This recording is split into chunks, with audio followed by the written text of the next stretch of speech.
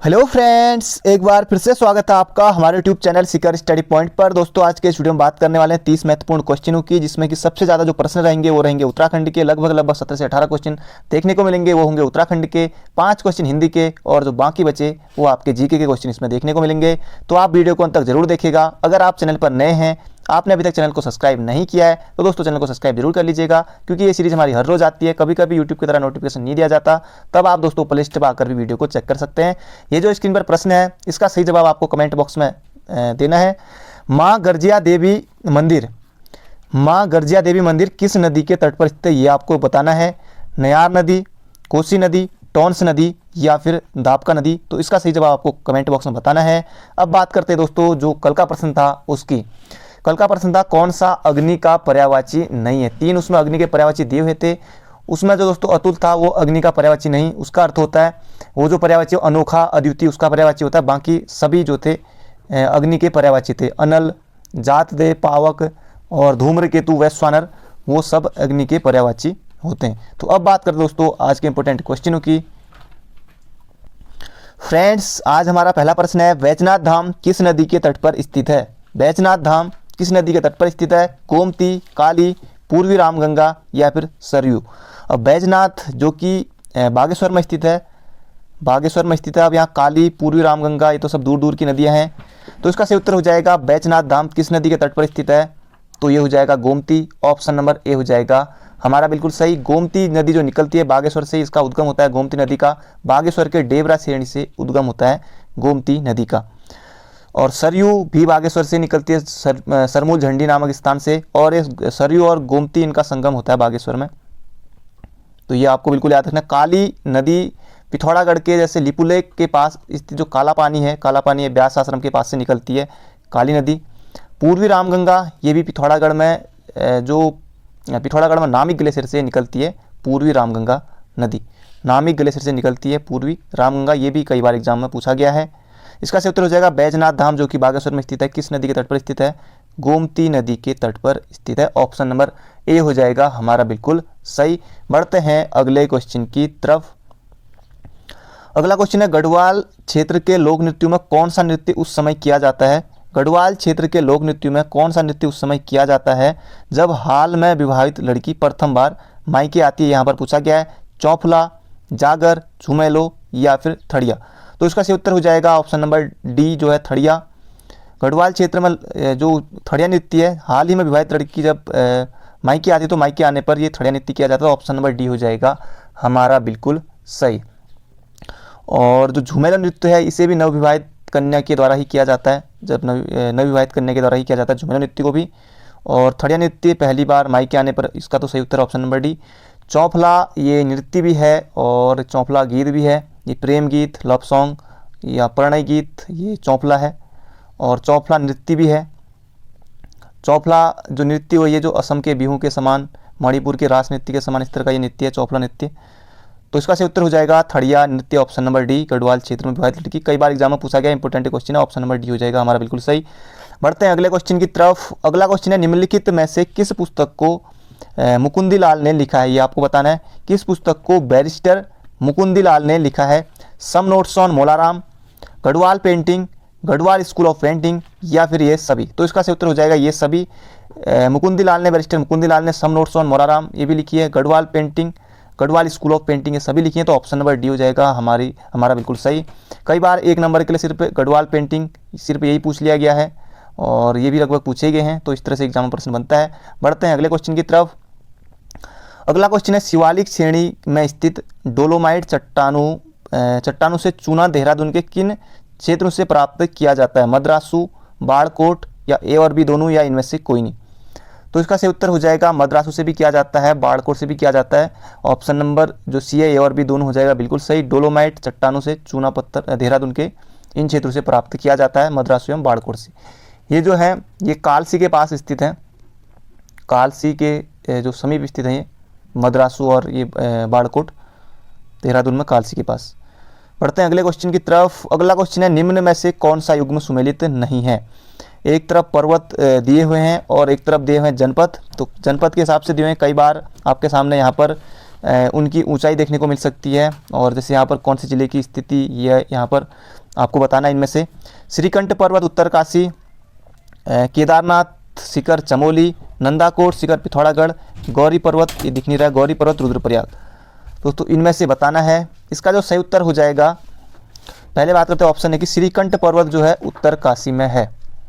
श्रीकंठ पर्वत ये उत्तरकाशी, ये तो बिल्कुल सही है। केदारनाथ शिखर ये जो है उत्तरकाशी और उत्तरकाशी नहीं, चमोली और उत्तरकाशी, हाँ चमोली और उत्तरकाशी के बीच है केदारनाथ शिखर, चमोली और उत्तरकाशी, तो ये भी बिल्कुल सही है। यहाँ पर ऑप्शन के हिसाब से करेंगे। इसकी ऊंचाई है केदारनाथ शिखर की 69-68, इसी तरह से याद रखिएगा 69-68 इसकी ऊंचाई है केदारनाथ शिखर की। चमोली और उत्तरकाशी के बीच है, तो ये भी बिल्कुल सही है। श्रीकंठ पर्वत उत्तरकाशी में बिल्कुल सही है, ये भी सही है। नंदाकोट पर्वत ये दोस्तों ये भी पिथौरागढ़ सही है, पिथौरागढ़ और चमोली के बीच में है नंदाकोट शिखर, ये भी बिल्कुल सही है। गौरी पर्वत जो यहाँ पर दिया हो रुद्रप्रयाग, ये गौरी पर्वत रुद्रप्रयाग में ना होकर के ये है चमोली में। गौरी कुंड रुद्रप्रयाग में है, तो ये है गौरी पर्वत चमोली में, गौरी कुंड हो जाएगा रुद्रप्रयाग में। ये गौरी पर्वत ही हमारा ऑप्शन नंबर डी हो जाएगा बिल्कुल सही। तो यहाँ पर होना चाहिए था चमोली, तब हो जाएगा हमारा बिल्कुल सही। बढ़ते हैं अगले क्वेश्चन की तरफ। अगला क्वेश्चन है उत्तराखंड के पर्वतीय क्षेत्र में एक नाली भूमि कितने वर्ग मीटर के बराबर होती है, ये आपको यहाँ पर बताना है। उत्तराखंड के पर्वतीय क्षेत्र में एक नाली भूमि कितने वर्ग मीटर के बराबर होती है? 10, 500 या फिर 1000 मीटर, आपको बताना है इनमें से। इसका सही उत्तर हो जाएगा ऑप्शन नंबर डी, क्योंकि इसमें है ही नहीं किसी में, तो ये होती है 200 वर्ग मीटर के बराबर होती है। उत्तराखंड के पर्वतीय क्षेत्र में एक नाली बराबर 200 वर्ग मीटर के बराबर होती है। पिछली बार पटवारी लेखपाल के एग्जाम में पूछा गया है।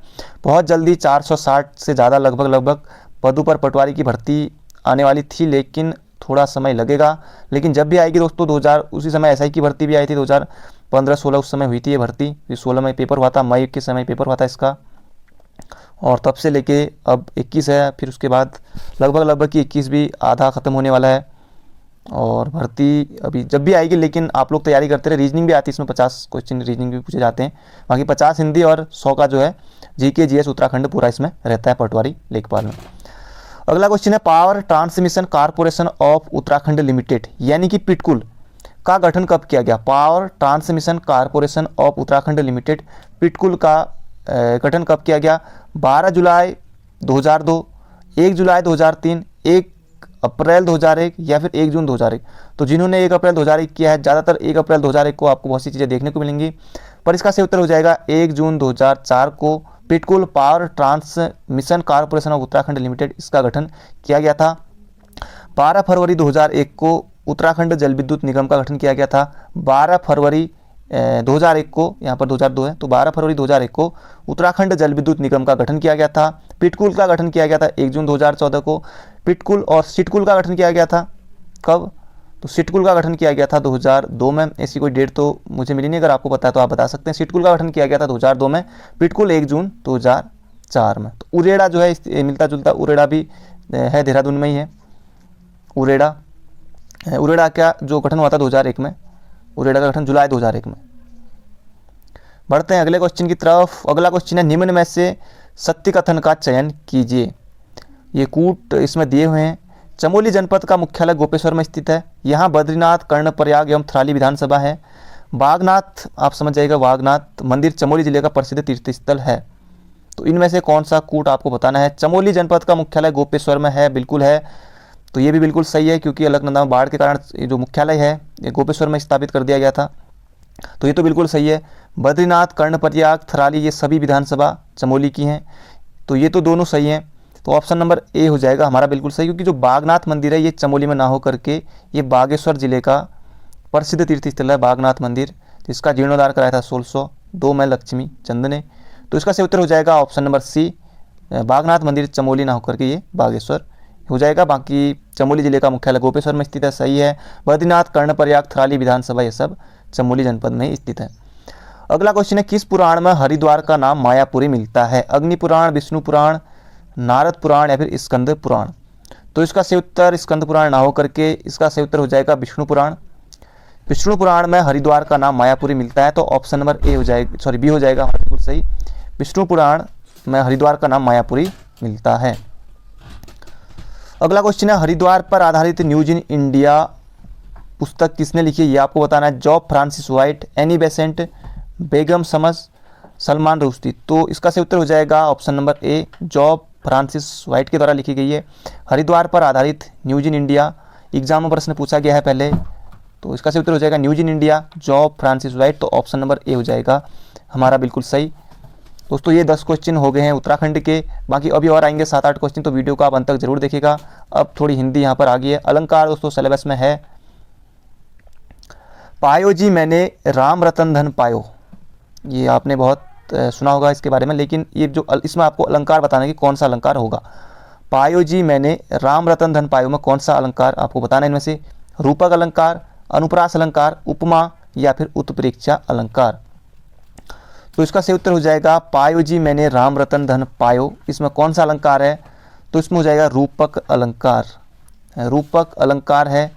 पायो जी मैंने राम रतन धन पायो, धन जैसे इसमें उपमेय है, और पायो जी मैंने राम रतन धन पायो, और राम जो है ये है उपमान।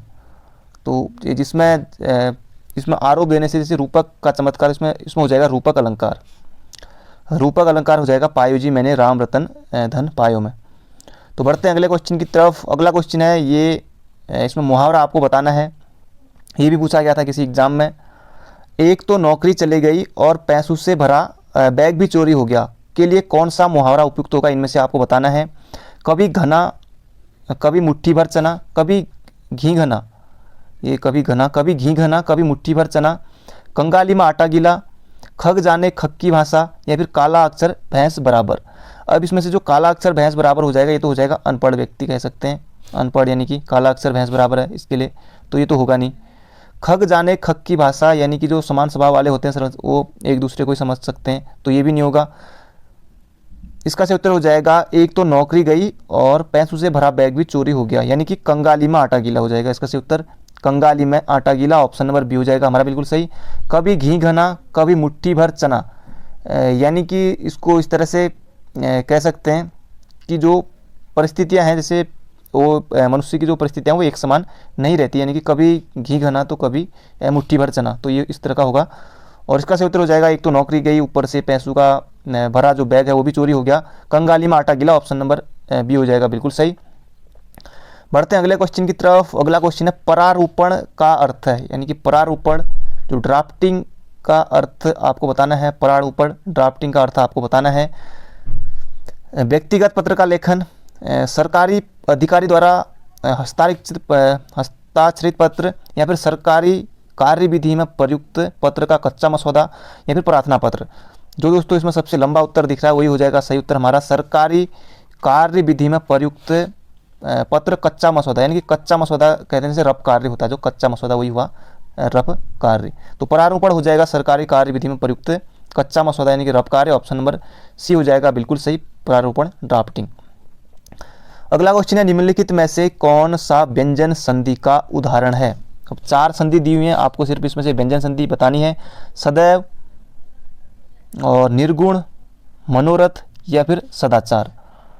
तो इसका सही उत्तर हो जाएगा सदाचार में हो जाएगी व्यंजन संधि। इसका जो विच्छेद करेंगे तो सत धन आचार, सत धन आचार, ये हो जाएगा सदाचार, ऑप्शन नंबर डी हो जाएगा हमारा बिल्कुल सही। मनोरथ, इसमें विसर्ग संधि है, मनोरथ मनोधन रथ। निर्गुण निधन गुण, इसमें विसर्ग संधि है, ये 2 मात्राएं दिखती तो सदैव में ये हो जाएगी वृद्धि संधि, वृद्धि संधि। तो इसका सही उत्तर हो जाएगा व्यंजन संधि सदाचार। अगला क्वेश्चन है शुद्ध वर्तनी वाले शब्द का चयन कीजिए। शुद्ध वर्तनी वाले शब्द का चयन कीजिए, पुलिस एग्जाम में जरूर आएगा यहाँ से प्रश्न, और पटवारी में भी आया था, वीडियो वीपीडियो में, क्योंकि इनमें 20 क्वेश्चन रहते हैं। क्या पता आयोग का मन हो तो पूछ लिया, पूछ भी सकता है नहीं भी, तो आपको ये सब जरूर याद करने पड़ेंगे। इनको आप लिख के याद करेंगे, क्योंकि अगर आपको नहीं आ रहा है, क्योंकि तदोपरांत ये भी देखने में सही लगेगा। पूज्यनीय जिन्होंने नहीं पढ़ा है, क्योंकि जिन्होंने नहीं पढ़ा तो उनके लिए तो जैसे पूज्यनीय भी सही होगा, तदोपरांत भी सही होगा, अंताक्षरी भी, कवियत्री, तो ये भी सही लग रहा होगा देखने में। लेकिन जो इसका सही उत्तर है अंत्याक्षरी, ये शायद फॉरेस्ट गार्ड के एग्जाम में भी आया था। अंत्याक्षरी तो दोनों 9, ये जो 9 है और तो है दोनों आधे रहते हैं, तो इसका विशेष ध्यान रखेगा। ऑप्शन नंबर ए हो जाएगा बिल्कुल सही, अंत्याक्षरी, ये बिल्कुल सही है। ये पूजनीय लिखा है, ये होता है पूजनीय, पूजनीय नहीं होता है तो पूजनीय होगा, इस तरह से जो हमारा बी वाला है। ये कवियत्री, ये तो खैर बहुत बार एग्जाम पूछा है, ये होता है कवियत्री, कवियत्री, ये इस तरह से सही होगा, तो ये भी सही नहीं होगा। और तदोपरांत ना होकर ये होता है तदुपरांत, तदुपरांत। तो ये होता है इस तरह से तदुपरांत। इसका सही उत्तर होगा अंत्याक्षरी। ये दोनों न और तो, जैसे उज्ज्वल होता है उ, दोनों जो आधे होते हैं इस तरह से उज्ज्वल। तो इसका सही उत्तर अंत्याक्षरी, ऑप्शन नंबर ए हो जाएगा हमारा बिल्कुल सही। अगला क्वेश्चन है लुम्बिनी जो महात्मा बुद्ध का जन्म स्थल है वह निम्न में से किसके अभिलेख से निश्चित होता है, ये इनमें से आपको बताना है। लुम्बिनी जो कि महात्मा बुद्ध का जन्म स्थल है वह निम्न में से किसके अभिलेख से निश्चित होता है, अशोक, कनिष्क, हर्ष या फिर इनमें से कोई नहीं। तो इसका सही उत्तर हो जाएगा अशोक के अभिलेख से निश्चित होता है कि जो लुम्बिनी है महात्मा बुद्ध का जन्म स्थल है। इसका सही उत्तर हो जाएगा ऑप्शन नंबर ए हमारा बिल्कुल सही। पढ़ते हैं अगले क्वेश्चन की तरफ। अगला क्वेश्चन है अशोक के समय जैसे जो बौद्ध संगीति भी आयोजित की गई थी, क इस तरह से ट्रिक है, अजात शत्रु, कालाशोक, अशोक, कनिष्क, तो तृतीय बौद्ध संगीति जो अशोक के समय। अगला क्वेश्चन है किस कानून के द्वारा भारत में ईस्ट इंडिया कंपनी का शासन समाप्त हुआ, इनमें से आपको बताना है किस कानून के द्वारा भारत में ईस्ट इंडिया कंपनी का शासन समाप्त हुआ। Regulating act 1773, Pitt's India act 1784, government of India act 1858 या फिर फ्रीडम एक्ट 1947, इनमें से आपको बताना है। तो इसका सही उत्तर हो जाएगा option number C, government of India act 1858 के द्वारा भारत में ईस्ट इंडिया कंपनी का शासन समाप्त हुआ था। तो ऑप्शन नंबर सी हो जाएगा हमारा बिल्कुल सही। सीधे सीधे याद रखेगा, सीधे सीधे एग्जाम में इस तरह से प्रश्न ये बनेगा। पढ़ते हैं अगले क्वेश्चन की तरफ। अगला क्वेश्चन है सूची 1 को सूची 2 से मिलान कीजिए। अब यहाँ पर मिलाना है, इनमें से आपको मिलाना है विवेकानंद पर्वतीय कृषि अनुसंधान शाला। विवेकानंद पर्वतीय कृषि अनुसंधान शाला ये तो है अल्मोड़ा में, तो यहाँ जाएंगे हम 3 की तरफ। ये अल्मोड़ा में है, 1936 में अल्मोड़ा में आया था, लेकिन 1924 में इसकी स्थापना हो गई थी। विवेकानंद पर्वतीय कृषि अनुसंधान शाला अल्मोड़ा में है। High altitude plant physiology research centre तो श्रीनगर गढ़वाल, तो ये होगा बी का एक। तो बी का एक 2 तो हो गए दोस्तों, 2 तो सही मिल गए हैं। और अगला जो है लोक संस्कृति संग्रहालय, लोक संस्कृति संग्रहालय ये नैनीताल करेंगे क्योंकि नैनीताल जनपद में ही आएगा, ये नैनीताल जनपद में कुटानी यहाँ है लोक संस्कृति संग्रहालय। और भारतीय पेट्रोलियम संस्थान ये हो जाएगा देहरादून में, भारतीय पेट्रोलियम संस्थान ये हो जाएगा देहरादून में। तो इनको याद रखेगा, बाकी ऑप्शन तो जब आप एग्जाम में होंगे तब ऑप्शन की आपको जरूरत पड़ेगी, पर यहाँ पर कोई जरूरत नहीं, आपको सिर्फ अभी यही याद रखना है। विवेकानंद पर्वतीय कृषि अनुसंधान शाला 1 नंबर के लिए कई बार पूछा गया, अल्मोड़ा में है। High altitude plant physiology research centre 1 number के लिए कई बार पूछा गया, श्रीनगर गढ़वाल में है। लोक संस्कृति संग्रहालय 1983 में स्थापना हुई थी, कई बार ये भी पूछा गया, तो जनपद पूछा है तो नैनीताल करेंगे। अगला जो है भारतीय पेट्रोलियम संस्थान ONGC 1956 में स्थापना हुई थी, तो ये भी देहरादून में। तो इस तरह से 1 नंबर के लिए पूछे गए हैं। तो बढ़ते हैं अगले क्वेश्चन की तरफ। अगला क्वेश्चन है, इनमें से आपको बताना है नीति आयोग का पूरा नाम क्या है। नीति आयोग का पूरा नाम क्या है? National institution for transforming India, national investment for transforming India, national institution for transparent India या फिर national institution for transforming turning India. तो इसका सही उत्तर हो जाएगा option number A, national institution for transforming India. Option number ए हो जाएगा हमारा बिल्कुल सही। 1/1/2015 को ये अस्तित्व में आया था, इनकी 1 जनवरी 2015 को नीति आयोग अस्तित्व में आया था। तो national institution for transforming India exam में पहले भी पूछा गया है। अगला क्वेश्चन है भारतीय सर्वेक्षण विभाग का मुख्यालय स्थित है। आपको बताना है भारतीय सर्वेक्षण विभाग का मुख्यालय स्थित है चंडीगढ़, हैदराबाद, देहरादून या फिर नई दिल्ली। अब ये दोस्तों एक तो उत्तराखंड जीके में भी प्रश्न बन सकता है और बाकी जो वैसे जो जीके आती है वहाँ भी प्रश्न बन सकता है। भारतीय सर्वेक्षण विभाग देहरादून में है, 1942 से ये देहरादून में है। कलकत्ता से लाया गया था, 1767 में इसकी स्थापना वहाँ हुई थी। बाकी 1942 जो द्वितीय विश्व युद्ध के समय इसको लाया गया था देहरादून में। तो ऑप्शन नंबर सी हो जाएगा हमारा बिल्कुल सही। बढ़ते हैं अगले क्वेश्चन की तरफ। अगला क्वेश्चन है अलकनंदा के साथ वह नदी कौन सी है जिसके संगम पर रुद्रप्रयाग स्थित है। लगभग बहुत सारे एग्जामों में पूछा गया प्रश्न है, चाहे उत्तराखंड SI का एग्जाम हो, चाहे NDA का एग्जाम हो, बहुत जगह ये प्रश्न पूछा गया है। भागीरथी, आप भागीरथी थोड़ा शुद्ध लिखा है भागीरथी, ये इसको सुधार करेंगे भागीरथी, मंदाकिनी, नंदाकिनी या फिर धौली गंगा। तो इसका सही उत्तर हो जाएगा अलकनंदा के साथ रुद्रप्रयाग जो संगम होगा ये होगा मंदाकिनी का। ऑप्शन नंबर बी हो जाएगा हमारा बिल्कुल सही। अलकनंदा, भागीरथी देवप्रयाग में, नंदाकिनी नंदप्रयाग, धौली गंगा विष्णु गंगा ये विष्णुप्रयाग में। इसका सही उत्तर मंदाकिनी, ऑप्शन नंबर बी। अगला क्वेश्चन है, भारत में पंचायती राज व्यवस्था का वास्तुकार या फिर शिल्पी किसे कहा जाता है, ये आपको यहाँ पर बताना है। भारत में पंचायती राज व्यवस्था का वास्तुकार शिल्पी किसे कहा जाता है? BR मेहता यानी कि बलवंत राय मेहता, GKV राव, ML सिंघवी या फिर आचार्य नरेंद्र देव, इनमें से आपको बताना है। इसका सही उत्तर हो जाएगा option number A, Balwant Rai Mehta, BR Mehta. Bharat में पंचायती राज व्यवस्था का वास्तुकार शिल्पी इनको कहा जाता है, BR मेहता को। और इन्होंने जो त्रिस्तरीय पंचायती राज व्यवस्था की सिफारिश की थी 1957 में। तो इसका सही उत्तर हो जाएगा ऑप्शन नंबर ए। अगला क्वेश्चन है, निम्न में से कौन सा समूह कंप्यूटर के केवल इनपुट डिवाइस से संबंधित है? तो 4 दिए हैं लगभग ऑप्शन यहाँ पर। इनमें से कौन सा एक समूह है जो कि इनपुट डिवाइस से संबंधित है? Mouse keyboard plotter, mouse keyboard scanner, mouse keyboard monitor या फिर माउस कीबोर्ड प्रिंटर। तो जो इसका सही उत्तर होगा माउस कीबोर्ड और scanner, mouse keyboard scanner, option number B हो जाएगा हमारा बिल्कुल सही। Mouse keyboard scanner, option number B. सभी के सभी इनपुट डिवाइस हैं, प्रिंटर आउटपुट डिवाइस है। तो बढ़ते हैं अगले क्वेश्चन की तरफ। अगला क्वेश्चन है, असत्य कथन छांटिए। इनमें से आपको असत्य कथन छांटना है। उत्तराखंड खनिज संपदा की दृष्टि से अत्यंत संपन्न राज्य है। मैग्नेटाइट के उत्पादन में राज्य की स्थिति द्वितीय है। रॉक फॉस्फेट उत्पादन में राज्य की स्थिति तृतीय है। टिहरी में फास्फोराइट का पर्याप्त भंडार मिलता है। तो जो इसका सही उत्तर हो जाएगा, असत्य पूछा है तो हमसे, उत्तराखंड खनिज संपदा की दृष्टि से अत्यंत संपन्न राज्य है। तो इतना खनिज दोस्तों हमारे राज्य में है नहीं, लेकिन लगभग पाया जाता है बहुत कुछ, लेकिन वो भी कम मात्रा में, जैसे डोलोमाइट, मैग्नेटाइट, जैसे रॉक फॉस्फेट, सब ये जो ऑप्शन है, लेकिन ये कम मात्रा में पाए जाते हैं, इतना संपन्न है। तो ये ऑप्शन नंबर ए हो जाएगा हमारा बिल्कुल सही, क्योंकि असत्य पूछा है तो ऑप्शन नंबर ए हो जाएगा हमारा बिल्कुल सही। अगला क्वेश्चन है, कंप्यूटर में उपयोग आने वाली IC चिप किससे बनी होती है? आपको बताना है, तांबा, स्टील, सिलिकॉन या फिर प्लास्टिक। तो इसका सही उत्तर हो जाएगा, कंप्यूटर में जो IC चिप होती है ये बनी होती है सिलिकॉन की, सिलिकॉन की, ऑप्शन नंबर बी हो जाएगा हमारा बिल्कुल सही। सिलिकॉन की बनी होती है IC चिप। अगला क्वेश्चन है, अगर किसी जनजाति का नाम अनुसूचित जनजाति की सूची से हटाना है, किसे उसका अधिकार प्राप्त है? राष्ट्रपति को, संसद को, अनुसूचित जनजाति राष्ट्रीय आयोग को या फिर केंद्रीय मंत्रिमंडल को।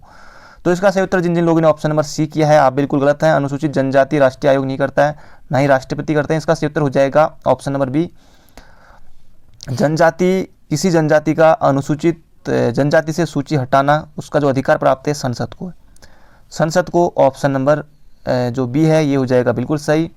अनुसूचित जनजाति है यानी ये घोषित करना जो है, ये बताना, ये राष्ट्रपति का काम है।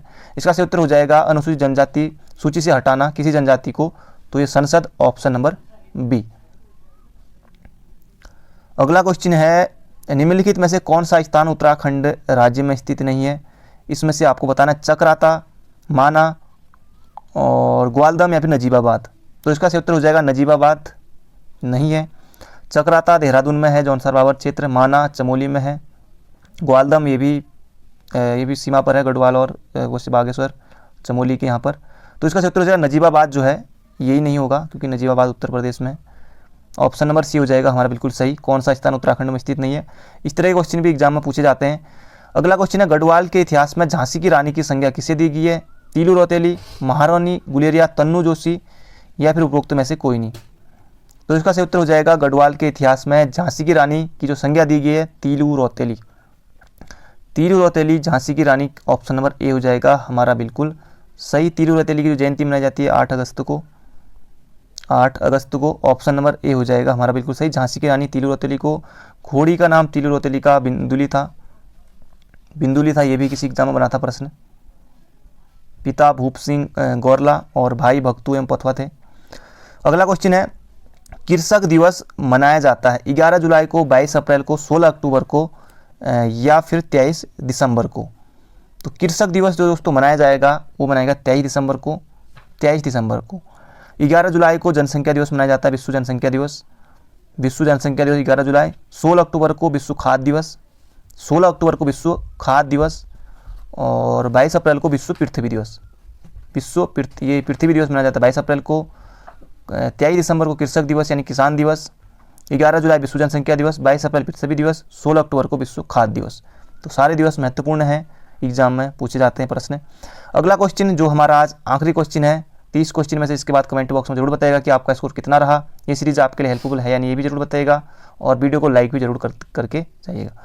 अगला क्वेश्चन दोस्तों, पंचबद्री के बारे में आपने पढ़ा है। जैसे पंचबद्री, अब इनमें से जो भविष्य बद्री है वो कहाँ स्थित है, ये यहाँ पर पूछा गया प्रश्न में, एग्जाम में पूछा गया था ये भी। रैनी गाँव में, जो कि रैनी गाँव चमोली, आदि बद्री में, या फिर जो है सुबई गाँव में, या फिर जो उर्गम घाटी है यहाँ स्थित है। कहाँ आपको बताना है पंचबद्री में से भविष्य बद्री। तो इसका सही उत्तर हो जाएगा सुबेन नामक गाँव में। तो ऑप्शन नंबर बी हो जाएगा हमारा बिल्कुल सही। सुबई गाँव लिखा है सुबेन नामक स्थान पर, जो कि ये भी जोशीमठ के पास ही स्थित है। तो इसका सही उत्तर हो जाएगा सुबेन नामक गाँव में भविष्य बद्री स्थित है। और भगवान विष्णु के यहाँ आधे आकार की पूजा होती है। और बद्रीनाथ, जैसे पंचबद्री से बद्रीनाथ है, खुद बद्रीनाथ, और जो भविष्य बद्री है, दो तो ये हो गए, और आदि बद्री है, आदि बद्री पंचबद्री में से आदि बद्री, योगधान बद्री, योगधान बद्री और वृद्ध बद्री। तो ये पांचों बद्री, इनमें से भी आ सकता है कि कौन सा पंचबद्री में सम्मिलित नहीं है। तो इस तरह से भी प्रश्न बन सकता है। और ये कहाँ स्थित है, सीधे सीधे गांव का नाम पूछ लिया कि कहाँ स्थित है भविष्य बद्री।